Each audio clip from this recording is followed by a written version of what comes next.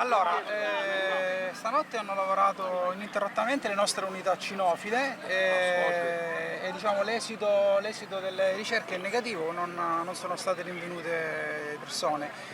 Peraltro confermo che dalle informazioni che abbiamo incrociate con i colleghi delle forze dell'ordine diciamo che non manca nessuno, quindi non ci risultano dispersi.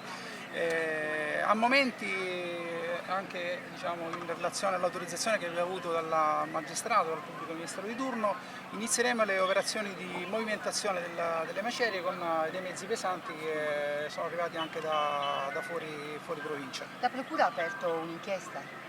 Guardi, questo francamente non glielo so dire, non spetta a me dirlo. Senta, gli abitanti qua, i familiari degli abitanti dicono che in realtà voi non avevate avvertito del pericolo e che non avevate fatto sgomberare la gente da casa, tant'è che la signora abitante nella palazzina che è crollata, la palazzina le è crollata addosso mentre rientrava a casa. Guardi, noi abbiamo operato immediatamente appena abbiamo avuto la richiesta di soccorso e diciamo che l'area coinvolta dalla fuga del gas abbiamo stimato di circa di 16 ettari, quindi era ovviamente diciamo, inimmaginabile poter individuare immediatamente da dove iniziava la fuga del gas e tuttora ancora sono in corso le ricerche.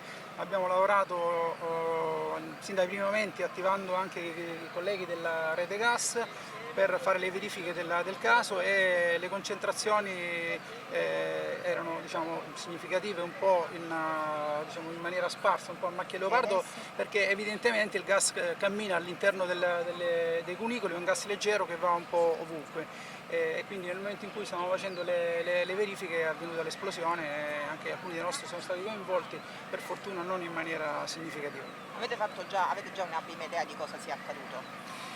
No, ce la stiamo facendo, ovviamente di concerto con tutti gli altri attori sullo scenario, è evidente che c'è stata una fuga di gas dalla rete, l'individuazione del punto preciso, ripeto, è in corso e non è semplicissima, anche perché adesso la rete è disalimentata e quindi non c'è gas in pressione e quindi è chiaramente ancora più complicato andare a trovare la perdita. Ovviamente sarà oggetto diciamo, di nostre valutazioni. Quindi in questo momento la rete del gas qui in tutta la zona è è sospesa, questo vuol dire anche che la corrente elettrica è disalimentata. Come fa l'ospedale? È il policlinico?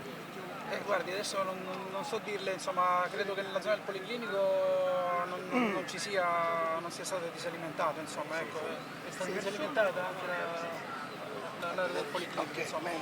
Ovviamente diciamo, la preoccupazione maggiore è mettere in sicurezza ovviamente l'aria in maniera tale che non vi siano più concentrazioni elevate, che chiaramente sono calate durante la notte, adesso non abbiamo più pericolo, abbiamo ancora qualche sacca di gas nella parte alta del quartiere che stiamo monitorando, che stiamo rilevando, però le concentrazioni sono calate sia perché la rete è stata disalimentata sia perché evidentemente la falla che si è creata da qualche parte fa uscire il gas. Ecco, quali sono i tempi di ripristino secondo non saranno immediati, adesso andiamo avanti diciamo, tutta la giornata per rimuovere le macerie e quindi ecco, fare la bonifica di ciò che è crollato.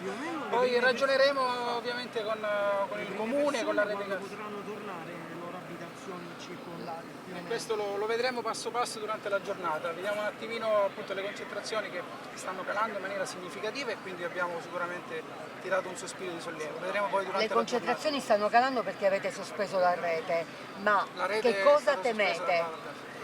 No, noi dobbiamo essere certi, ripeto, che soprattutto nelle zone alte, essendo un gas leggero che tende ad andare verso l'alto, queste concentrazioni si riducono ulteriormente. Al momento non ci sono diciamo, pericoli, quindi noi proseguiamo con la messa in sicurezza dell'area e con la misurazione diciamo, delle concentrazioni per essere certi che quindi si continuano ad abbassare. Ma si è capito perché quella casa è scoppiata? Cioè perché quella casa